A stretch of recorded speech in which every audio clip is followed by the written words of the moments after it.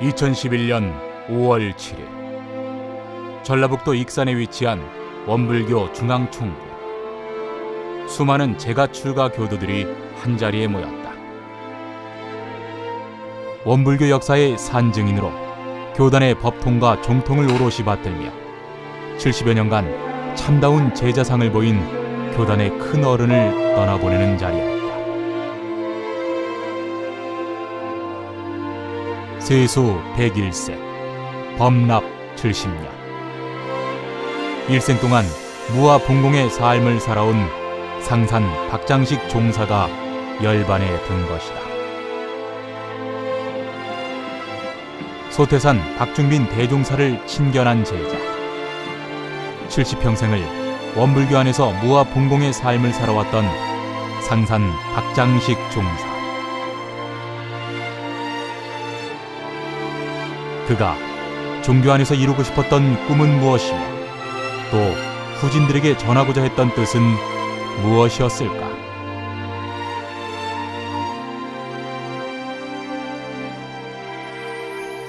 원불교의 98년 역사를 이뤄온 이들이 오늘도 이곳에서 후진들의 추모와 기억 속에 살아가고 있다.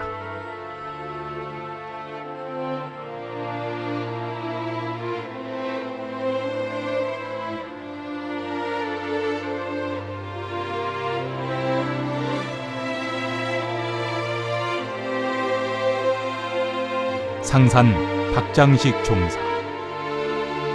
한 세기를 살아오며 원불교 역사에 큰 발자취를 남긴 그를 지금의 우리는 어떻게 기억하며 살아가고 있을까?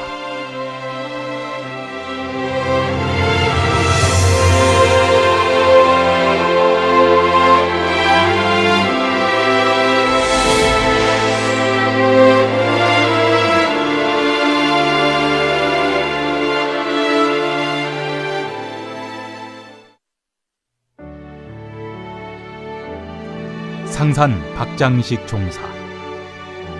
그가 태어난 곳은 전북 남원군 수지면 호곡리에 위치한 몽심제라 불리는 보택이다. 한반도가 일제치하에 놓여있던 1911년이었다. 명문가에서 태어났지만 일제치하의 참담한 시대는 누구에게도 녹록치 않았다. 조부 송곡 박주연공은 일제의 탄압으로 병고를 얻어 1910년 열반했고 그 후 일본 경찰의 감시를 피해 8년간 경남 사천으로 옮겨 살아야만 했다. 8살이 되던 해 다시 고향으로 돌아온 그는 야학에서 한문과 일본어 공부를 하다 13세가 되어서야 남원 공립보통학교에 편입하게 된다. 입학을 하셔서 한글을 공부를 하게 됐는데 그때 대부분 선생님들이 다 일본인 선생님들이어가지고 여러 가지 애로가 많으셨다고. 언어 소통이랄지. 오로지 학업에만 전념해서 보냈던 세월. 명문가의 자제였던 그는 경성 제1고등보통학교를 거쳐 지금의 서울대 법과대학의 전신인 경성법학전문학교를 졸업한 시대의 지식인이었다. 1933년 경성법학전문학교를 졸업하고 일본 유학길을 떠나려 했지만 만국의 한을 품고 사시던 부친 박해창 공이 58세 일기로 운명하면서 고향으로 돌아와 운수사업을 시작하게 된다. 처음에 남원으로 이사 오셔가지고 인수업을 하셨는데 그 다음에는 자동차 운수사업을 하셨습니다. 그러다가 일본인에게 합병되어가지고 시대의 지식인이자 사회적으로 남부러울 것 없는 지위를 누렸던 그가 모든 것을 버리고 당시 신흥 종교였던 원불교에 귀의하게 된 것은 귀한 인연 때문이었다. 박사하시 할머니가 그 집을 교화를 하시기 위해서 수없이 드나드십니다.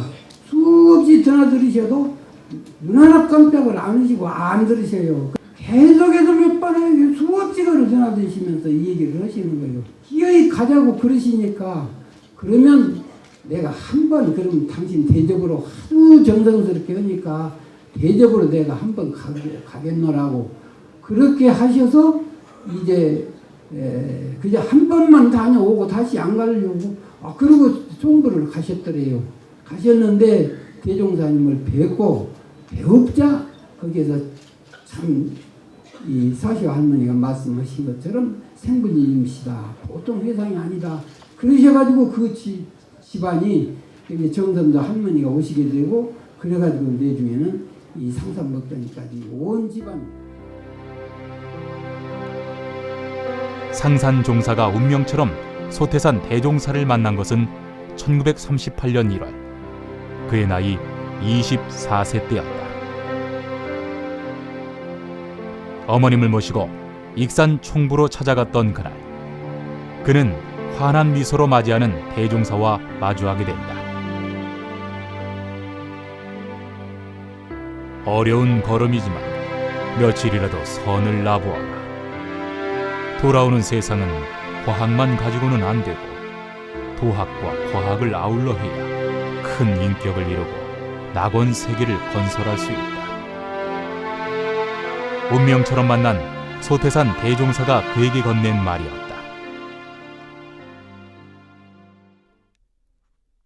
그 배려에 뜻하지 않게 열흘간 머물며 선을 나게 된 것이 이후 상산 박장식 종사가 이런 대두의 한길을 가게 한 계기가 되지 않았을까. 아주 그냥 그 평민적인 이런 소박한 이런 건물, 또 생활 태도, 또 그때 그 산업부가 있었는데 가서 보니까 그때는 그 뭐 소위 그 일정 아래에서 그 산업을 굉장히 그 권장을 하고 그랬었거든요. 그때는. 근데 뭐 그 일부 앞서서 모든 양계를 하고 또 다른 축산도 하고 또 양잠도 하고 또 이 소채 재배도 하고 이런 그 어떻게 그 질서정연하게 잘 하는지 이건 다른 그 종교와는 아주 근본적으로 다르지 않느냐. 그 생활 가운데 참 이런 종교 생활이라는 것이 다른 데서는 좀 보기 드문 그런 것이 아닌가. 그 대종사님의 그 일동일정 전부 지도하신 것이 내가 여태까지 생각하고 있었던 그는 너무나 그냥 차이가 있고. 선친 덕분으로 고등교육은 물론이고 경제적으로 풍족한 생활을 누렸지만 정신적 내면 세계의 향상을 꿈꿨던 그는 총부에서 보낸 며칠 동안의 공부로 인생의 새로운 지표를 발견하게 된다. 학교에서는 그래도 1년 지내면 1학년, 2학년 되고 2학년, 3학년 되고 또 이제 차차로 올라가는 이제 이런 무엇인가 좀 나아지는 해가 지낼수록 나아지는 이런 것이 진보가 있는데 농촌에 와서 그저 소작이 갖다 주는 것이나 먹고 이렇게 하면 이거 무슨 뜻이 있겠는가. 근데 사람으로서 조금 무엇인가 좀 향상될 수 있는 이런 것 길이었거니가 이런 걸 평소에 생각하고 있었는데 그 와서 배웠고 뭐다 그 대중이 하는 것 또 대종사님이 그 뭐다 대중을 거느시는 그런 법 또 생활 뭐다 이런 것이 너무나 그 참 이렇게 하면은 우리 한 가정이나 한 사회나 모두가 다 새로운 그 삶의 길을 찾을 수 있지 않겠느냐. 이런 대두의 길을 걷게 할 만큼 감동을 준 것은 바로 월말통신 창간호에 실린 소태산 대종사의 첫 설법, 약자로 강제되는 법문이었다.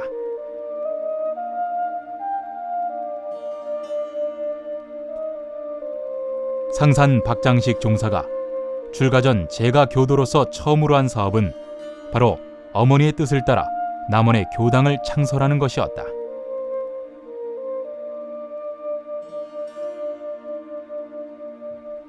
(1940년) 14칸에 달하는 남원 교당을 착공해 봉불 낙성식을 거행했다. 지방 교당의 봉불 낙성식 중 처음으로 대종사께서 참석한 자리였다.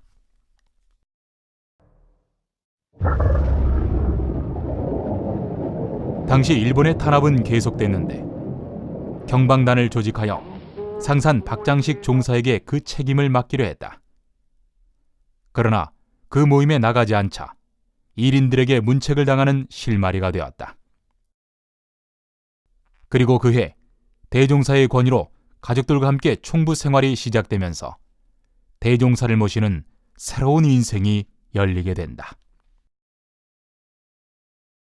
종불에 와서는 이제 남은 생활을 정리를 하고 종부에다가 집을 새로 지었어요.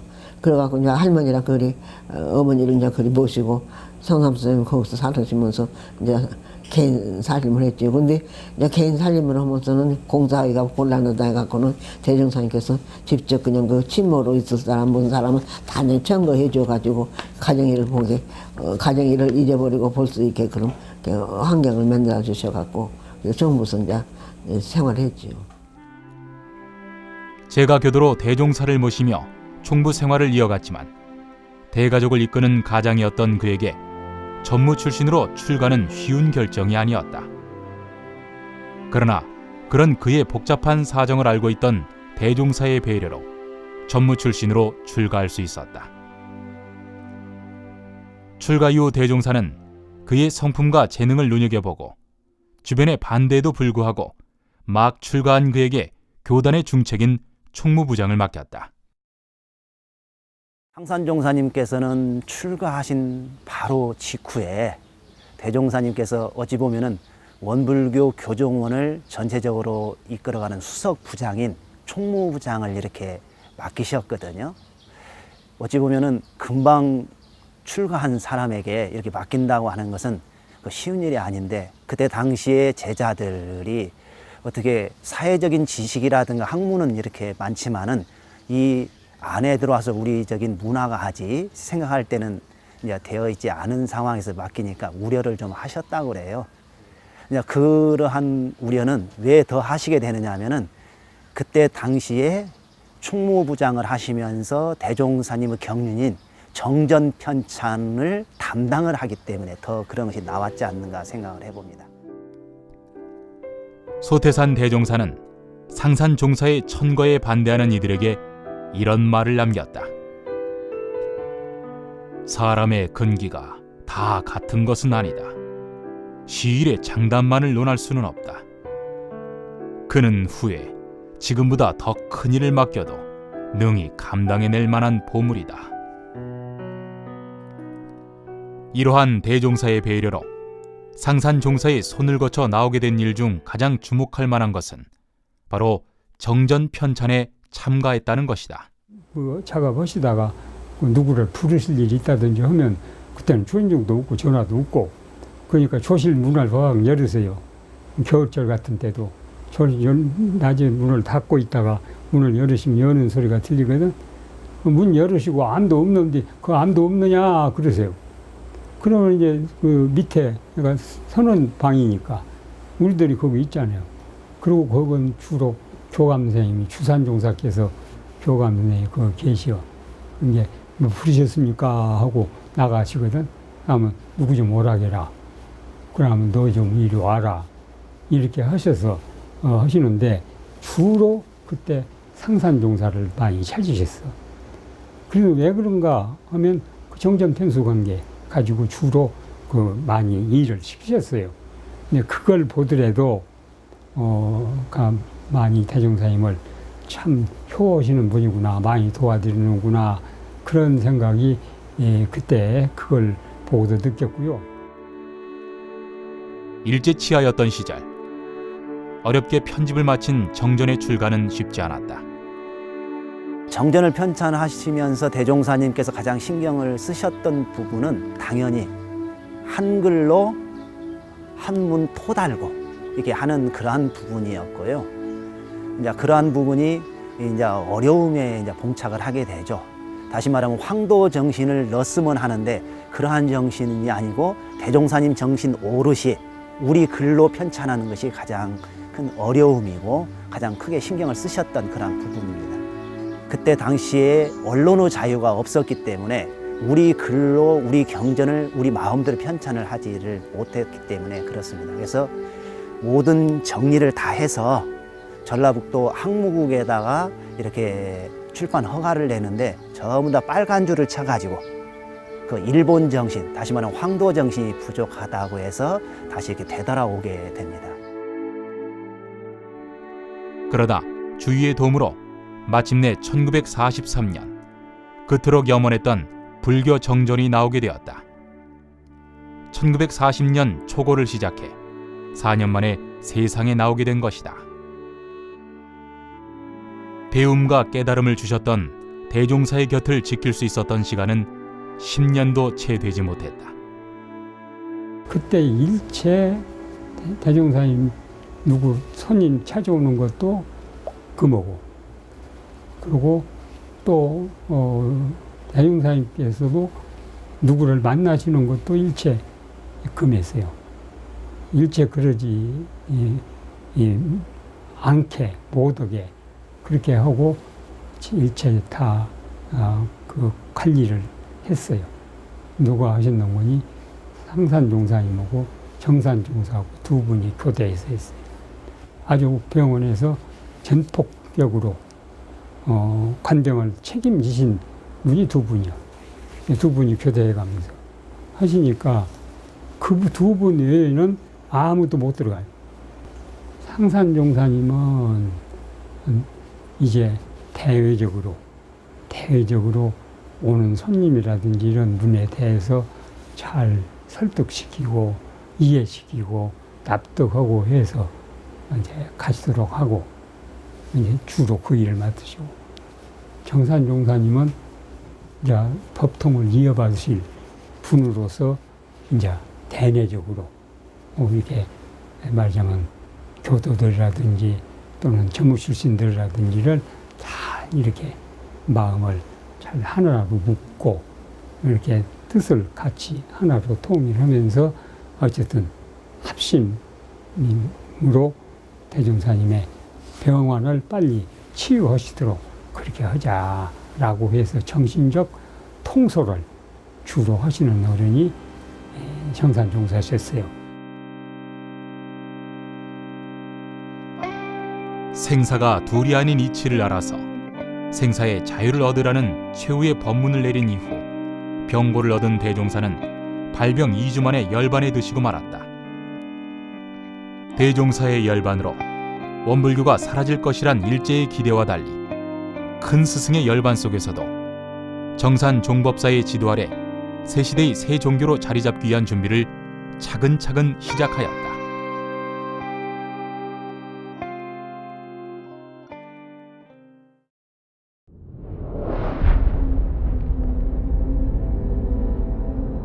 (1945년 8월 15일) 마침내 한반도의 독립의 그날이 찾아왔다.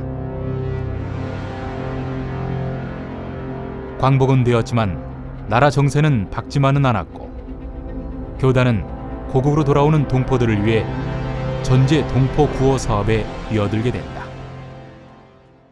대종사님 열반하시고 광복이 되고 나셔서 교단에서는 전제동포 구호 사업을 하면서 나라의 건국에 많은 보조를 이렇게 하시고요. 그 다음에는 불법연구회에서 대종사님 유명을 따라서 이제 정식 교명인 원불교로 이렇게 개명을 해서 공포를 하는 과정에 그 교헌을 이렇게 하는 데 있어서 상산종사님이 그 출가하시기 전에 이제 법을 전공을 하셨기 때문에 대종사님 당대 때도 회규를 정비하신 데 주축적인 역할을 하셨고, 원불교 재단법인 원불교로 하실 때도 교원 제정의 주축적인 역할을 이렇게 하시게 됩니다. 광복 직후 시행했던 주요 사업 중 하나는 바로 교육. 광복 직후는 일제시대에 잊혀졌던 우리말과 우리 글, 그리고 우리의 전통과 사상을 이어가는 교육이 필요했기 때문이었다. 광복 그 이듬해인 1946년 전문 교역자 양성기관인 유림학림이 개설됐다. 교단 인재양성 전문기관의 설립을 뜻하셨지만 일제의 방해로 결국 뜻을 이루지 못하고 열반에 드신 대종사의 유지가 마침내 실현된 것이었다. 초대 유림학림장을 맡게 되면서 상산종사의 교육자로서의 길이 시작된다.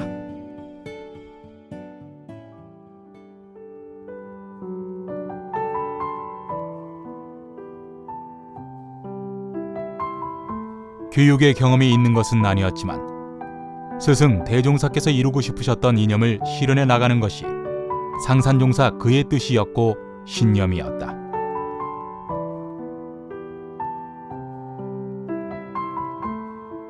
그러한 그가 세운 학교의 교훈은 바로 진실과 공심, 이를 바탕으로 교육 방침을 세워 새로운 종교 교육의 터전을 이룩하고자 했다.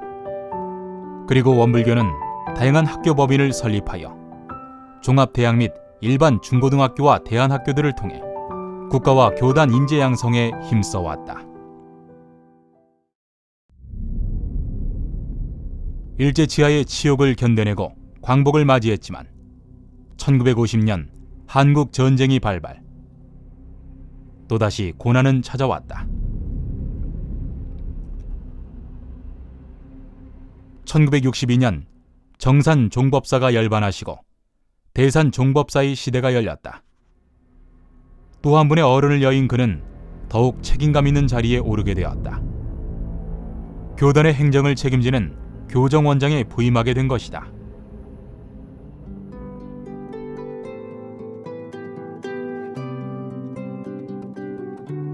(1962년부터) (1971년까지) 10년간 교정원장을 역임했던 그가 가장 공들여 추진했던 사업은 바로 개교 반백년 기념 사업이었다.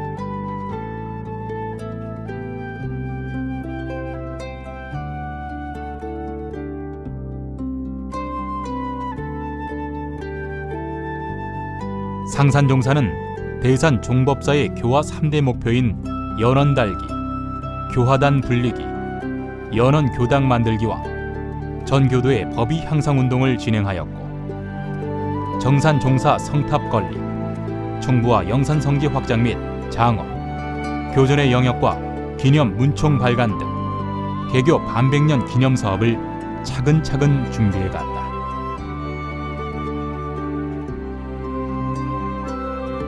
(1971년) 진리는 하나, 세계도 하나, 인류는 한 가족, 개척하자 이런 세계라는 대회 주제 아래 기념식이 거행되었다.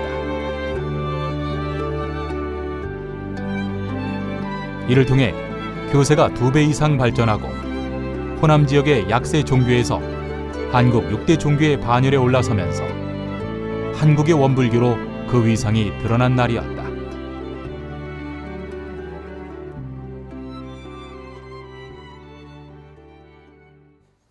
교단 반백년, 그러니까 개교 50년이죠. 그러한 사업은 교단의 원불교 역사에서 굉장히 제2의 창조와 같은 그러한 의미를 가지고 있습니다. 대종사님께서 열반을 하시고 그 다음에 광복이 됨으로 인해서 새롭게 교단을 거듭나게 할 수 있는 그러한 기회에 성업 봉찬을 통해서 이렇게 하려고 하는데 한국 전쟁이 터져버리잖아요. 그래서 바르게 세우지 못했던 그러한 부분을 개교 반백년을 기해서 모든 교단의 다시 결집을 이렇게 하는 그러한 하나의 큰 획기적인 계기가 되는데, 그래서 교서 정비에서부터 그 다음에 문화사업, 복지사업 이러한 것이 전체적으로 이제 이루어지게 되죠. 그러면서 하나의 세계를 주창을 하게 되고 유화를 재창을 하게 되고, 그래서 그 교단 반백년 사업은 지금까지의 역사에서 본다고 하면은 교단이 거듭나는 제2의 창교가 이런 되는 과정으로 이루어집니다. 1971년 부산 범어사에서 열렸던 한일 불교 친선 세미나를 비롯해 세계 여러 종교들과 함께 의견을 나누고 화합하는 자리마다 발표자로 참석을 해왔던 상산종사. 대산 종법사의 뜻을 받들어 종교 화합뿐 아니라 해외 교화의 길을 모색하게 된다.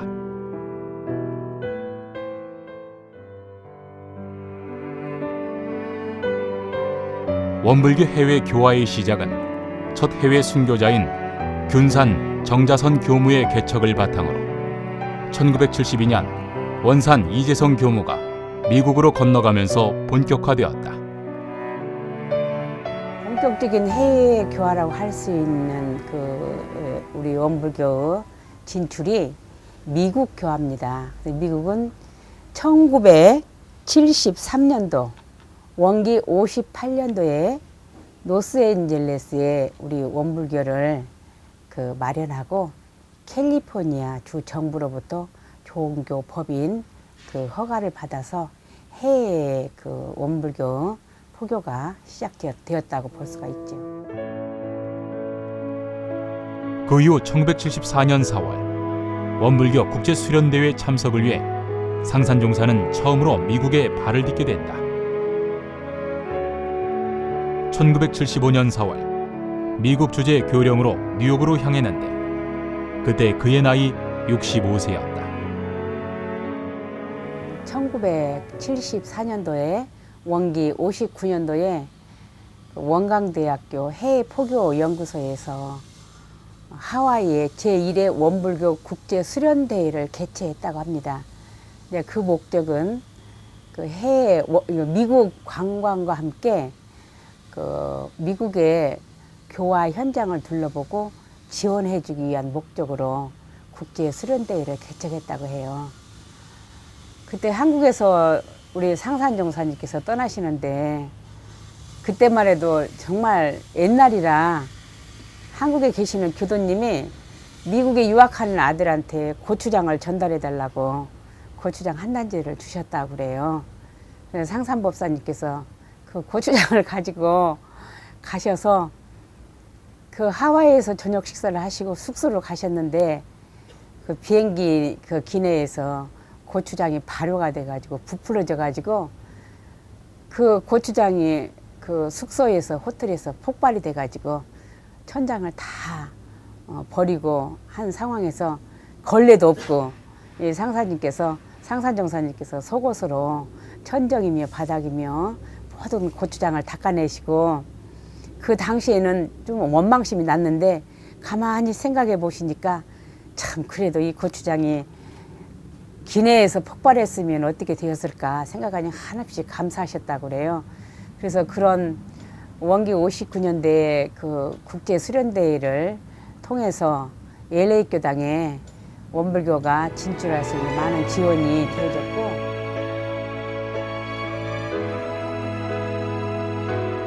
해외 개척 교화자들의 적극적인 활동으로 교도수도 늘어가고 안정된 운영을 하고 있는 해외 교당들. 하지만 처음 상산종사가 뉴욕행 비행기를 탔을 무렵에는 교당 터를 마련하는 것부터 의식주 해결까지 무엇 하나 어렵지 않은 것이 없었다. 굉장히 어려움이 많으셨다고 그래요. 왜냐면 그 당시에는 한국에서도 미국에 유학이나 이민 가는 사람이 적었을 당시고 그러기 때문에 또 국내적으로도 우리 원불교 그 경제도 약한 상황에서 처음 해외 미국에 교화를 나가셨던 초타원 백상원 종사님 같은 경우에는 그 직업을 그 12개 정도 가질 정도로 그런 많은 일을 하시면서 초창기 어려움을 극복하셨고 그 당시에 진출하셨던 우리 그 상산 박장식 교령님께서도 그 모두 일 나가면 집에서 혼자 라면을 끓여 드시고 그리고 또 가서 함께 일도 거들으시고 승타원 송영봉 종사님 같은 경우에도 함께 고생하시고 그 후로 이어지는 이제 뭐 약산 박성기 교무님이나 김종천 교무님이나 또 유수일 교무님 이렇게 나가셨던 교무님들께서 이렇게 직접 일을 하셔서 교당을 그 유지하고 발전시키는데 뭐 굉장한 그 노고와 노고와 수고가 기반이 되어서 오늘날 그 미국 교화의 초석을 이루었다고 그렇게 볼 수가 있습니다. 뭐 뉴욕에서 모시는데도 넉넉이 않고 그 끈이를 끼우는 것으로 때우는 것으로 이제 만족을 할 수밖에 없었습니다. 처음에는 저도 아무 거시를 모르기 때문에 나무집에 직장으로 가가지고 하는데 그 월급을 가지고 맞으면 두 어른 모시고 집 세 내고 도무지 안 돼요. 그래가지고는 그 집에서 식품점에 주로 있었거든요. 이제 기한이 지난 것은 내놓지를 못해요, 법적으로요. 그러나 먹는 것에서는 사실은 지장은 없는 거거든요. 그런 것을 얻어다가 냉장고에 채워놓고 그러면 이 어른이 오늘은 부자 됐네 상원 선생 그러고 맞아 말씀을 하시면서 칠순에 가까운 나이임에도 불구하고 초창기 어려웠던 해외 교당의 안정화를 위해 노력했던 상산종사. 그와 해외 교화에 청춘을 바친 교무들의 노력들은 뉴욕, 시카고, 휴스턴, 하와이에 이르기까지 미국 내에 새로 생겨나는 해외 교당의 기초를 잡고 안정될 수 있는 초석이 되었다. 상산종사님의 역할은 각 교당을 전부 뭐 어디가 하나 생긴 다음에는 가셔서 그 어른이 집을 보시고 그 지역을 살피시고 참 그 내적으로 기도를 하시면서 이 교당 세우는 것을 염원을 하시는 역할을 많이 했어요. 이제 한 번은 시카고가 뉴욕보다 맞으면 조금 일찍 시작을 했습니다. 그러는데 거기 가셔서는 이제 그때 균산 정자선 참 대봉도님께서 오셔가지고 1년 만에 맞으면 병환이 나셔서 열반을 하셨어요. 공석이 됐어요. 그 당시에는 교단에서 미국 가라면 죽으러 가라 하는 그 개념을 갖고 있어갖고 아무도 나올 사람이 없는 거예요. 그런데 이 어른이 거기를 가실 수밖에 없어요. 뉴욕에 계시다가요. 가셔가지고는 맞으면 당신이 손수 밥도 끓여 자시고 또 한국에서 오는 그 학생들이 있다면은 거기 와서 있게 해가지고 진지라도 차려드리 들어오니까 너무 간고한 생활을 하실 수밖에 없었습니다. 이게 참 당신 일생에 그렇게 고생 많이 해보신 시절은 없으시라고 생각이 돼요.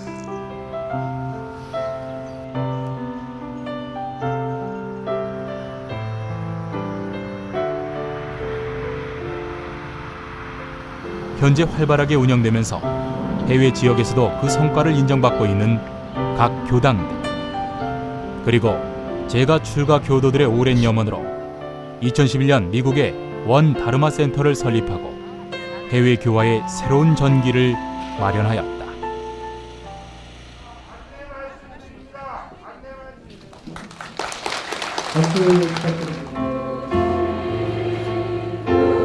축하합니다.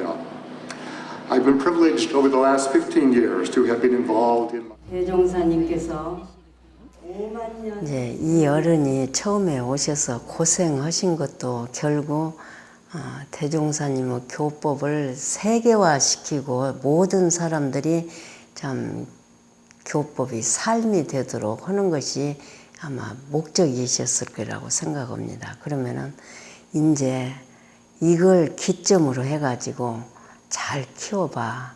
그리고 이것이 미국 내에 지금 우리가 세우고는 있지만은 이것은 하나의 참 초석으로서 문열이가 될 거고 앞으로 세계를 향해서 그러면 각 나라가 다 있을 거 아니겠어요? 향해서 어디든지 들어갈 수 있게끔 이 자리를 잘 지키고 키워나가고 하라. 그런 말씀을 하시라고 저는 생각합니다. 1987년 12년간의 미국 생활을 마치고 귀국한 그는 익산 총군의 중앙 남자 원로 수양원에 상주하며 지냈다.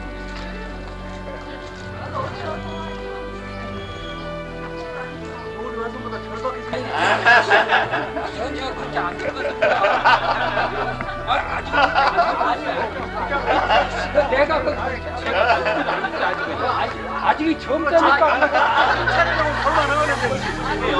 젊고 싶으신데요. 차례는 얼마나 어려운데요. 네, 강아지 놀러 온 스승님께 인사 올리겠습니다. 네, 가겠습니다. 정리해.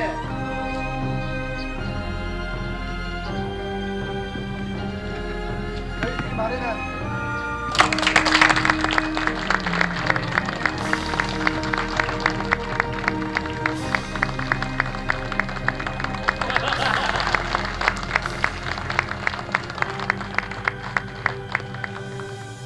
의자 생활을 많이 하셨어요. 어떤 때는 좀 누워 계시라면은 그냥 나는 앉은 것이 편하다고 그러시면서 의자에 주로 앉아 계셨거든요. 이제 책도 보시고 신문도 보시고 그러시는데 여름에는 여기 욕창도 나시고 그랬어요. 의자 맨날 계셔서. 그래서 그냥 의자 생활이 좋아서만 그런 줄 알았더니 한 번은 편찮으셔가지고 그렇게 좀 누워 계시라고 그러니까 좀 편하게 쉬시라고 그러니까 누우는 것이 안 편하세요? 그러니까 누우는 것이 편안하지. 그러지만은 습관될까 봐. 그래서 제가 그냥 그 말씀에 놀랐어요. 이어서 원로 수의단원 퇴임 고유가 있겠습니다.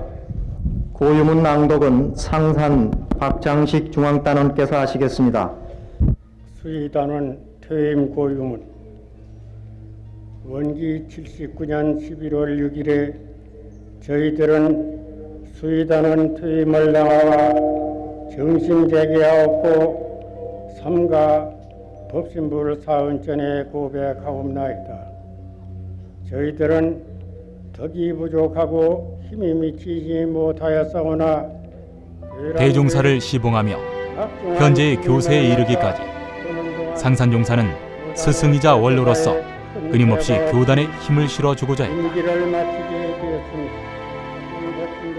1994년 대산 종법사의 퇴임 이후 대중은 그 뒤를 이을 이는 상산종사라며 그를 추대하려 했었으나 그는 종법사의 자리를 고사했다. 좌산 신종법사께 종법사장과 법장을 전수하시겠습니다. 전수되어 온 우리 회상 법통의 상징입니다. 종법사장을 전수하고 계십니다. 그리고 좌산 종법사가 그 뒤를 이었다. 법장을 전수하고 계십니다. 상산종사와 원로 종사들에게 지도를 받던 사제의 관계였었다. 대산 종법사가 더 해도 돼요. 그때 건강이 이렇게 악화되지는 않았어요. 더 드는데 제일 첫째 연세 때문에 이제 좀 나이가 덜 되신 분이 더 힘있게 교단을 밀고 가야 한다라고 하는 점에서 양이 오신 거거든. 그런데 나는 당신이 하는 말이 나는 그 양반보다도 연세가 더 많다고요. 양이 오시는 그분보다도 연세가 더 많다고요. 우리 거꾸로 갈 수가 있냐고요. 그러니까 당연히 당신은 그것이 아니다. 그리고 다음 전문분으로 해서 교단을 젊게 만들어야 한다. 56세의 새 종법사에게 오체투지로 큰 절을 올린 84세의 원로 종사. 그의 이러한 행동은 다른 종교에선 찾아볼 수 없는 원불교의 법통과 종통을 이어가는 아름다운 모습으로 이어져 오고 있다. 그때 겨울이요. 추운 때요. 추운 때 여기 원로 것이 법원관에서 수의단의 사무실에서 회의실에서 다음 차기 종법사로 자산을 선출되었다 하는 소문이 왔어. 원로원에. 그때 원로들이 다 여기 있었거든요. 굉장한 관심사 아니오. 교단으로서 중요한 일이고. 그럼 상산중사부터 가자. 그래가지고 앞장서서 같이 가자 해서 그를 모시고 따라갔죠. 그래서 우리만 갔다고 한다면 그 땅바닥에서 어째투지 하려는 생각을 우리가 했을런지 몰라요. 그런데 막 들어가자 법원관에서 나오시니 바깥으로. 자산 종업사가 그때 막 수의단에서 당선되셔갖고 막 나오시는 거예요. 근데 이 얘기를 들어보면 그때 상산종사님 배로 오는 판이라고 그래요. 그런 게 여기 연락이 되었겠지. 그리고 우리는 나갔다고요. 나가자마자 그거 법원관 바깥으로 나오셨다고요. 그러니까 법원관 바깥에서 그냥 자산 것이 종사가 이렇게 당선되셔갖고 나오시니까 우리 원로들이 쭉 상산종사님 모시고 가는데 제일로 앞에서 그냥 땅바닥에다 대고 그냥 어체투지를 하시는 거예요. 우리들 어떻게 해요?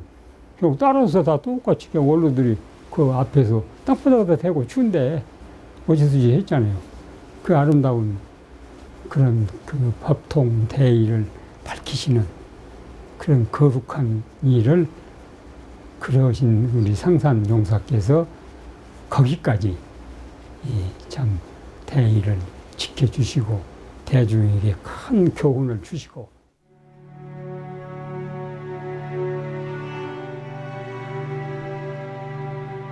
지난 2010년 2월 원불교 교단사 최초로 100세 기념전이 열렸다.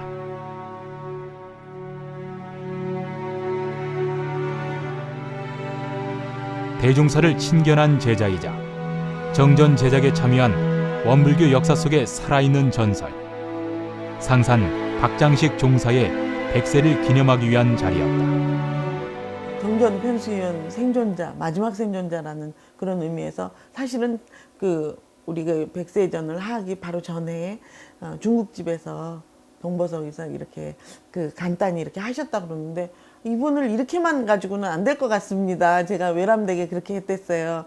좀 더 교단적으로 큰 일을 하셨고 진짜 마지막 정전에 대한 대종사님 계실 때 감수를 그렇게 할 수 있게끔 마지막 생존자라는 의미를 더 크게 좀 부각을 시키고 또한 우리 교단의 교무님들의 조건이 많은 조건들 갖추신 분들도 있었지만 이분같이 이렇게 완벽한 엘리트의 또 그리고 집안도 우국지사이면서 또 그 왕의 친위 때에 속한 분이고 아버님은 또 그리고 선생님 또 우리 상산 종사님은 학교부터 뭐 경선 제대에서부터 뭐 모든 과정이 이렇게 재력서부터 뭐 명예 모든 것들이 완벽하게 이렇게 갖춘 분이 우리 초기 교단에 계셔서 이렇게 많은 일들이 이루어질 수 있는 근간이 될 수 있었구나 하는 것들을 누가 봐도 우리 교단 사람 아니더라도 알 수 있는 거기 때문에 이거는 홍보를 위해서 뿐만이 아니라 우리가 상산 종사님에게 공도주의를 실천하는 한편의 일로서라도 꼭 필요한 거라고 이렇게 생각했습니다. 전도 유망한 20대 젊은이에서 70여 년간 묵묵하게 원불교를 이끌어온 그의 100년간의 삶이 공개됐다. 세속 나이로 100세. 한결같은 믿음과 게을리하지 않는 공부와 기도. 수도인으로서 한 세기를 살아온 늘 후진들에게 행동으로 가르침을 주었던 이였다.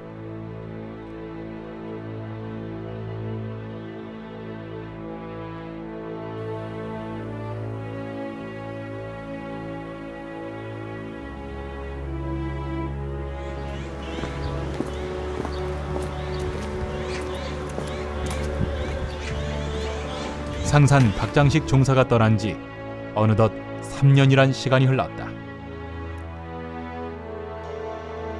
어떤 이에겐 책과 사진 속의 어른으로, 어떤 이에겐 가슴 속에 항상 모시고 닮아가고 싶은 어른으로.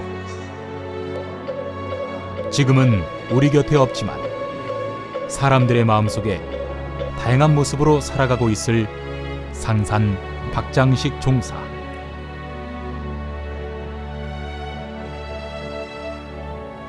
현재를 살아가는 우리는 그를 어떻게 기억하고 있을까? 처음에 어려울 때 미국 교화를 출발하시던 당시에 제가 간사로 있었었는데 그때 그 어려움을 감내하고 가시면서 내가 교단이니까 간다. 교단이 곧 나인 것이요. 이런 말씀을 하셔서 행사를 하셔. 행사를 하시면서 들으니까 좀 앉아서 얘기 좀 들으십시오 하면 다 듣고 있어. 90이 넘으신 어른도 자력으로 생활하시려고 참 많이 노력하셨어요. 그럴 때 어떤 때는 안 그랬으면 싶은 때도 있어도 그냥 나는 그렇게 사는 습관이 돼서 그러시거든요. 대종사님 기억나세요? 그랬더니 아직도 이렇게 눈을 딱 감고 손을 이르신 다음에 아직도 내 가슴 속에 환하게 그리움. 대학을 나온 사람이다. 내가 무슨 법이 높다 무슨 그런 상이 하나도 없고 내가 대학 법조를 나온 사람이다. 상도 없고 해가지고 참 무상도인 상이 없는 그런 도인 생활을 하시면. 근데 이제 상당히 정신 그것이가 흐리시고 한때도 저는 잘 안 잊어버리시더라고요. 고생을 같이 하셔서 그런지 사원 선생 아니요? 그러고 반겨주셨거든요, 원로원에서. 그 유일함님의 함임장이에요. 그래서 은사로서 우리는 평생 저는 돌아가시도까지 우리는 이 상산 용사님도 이렇게 보신 것이 아니라 은사로 보셨어요.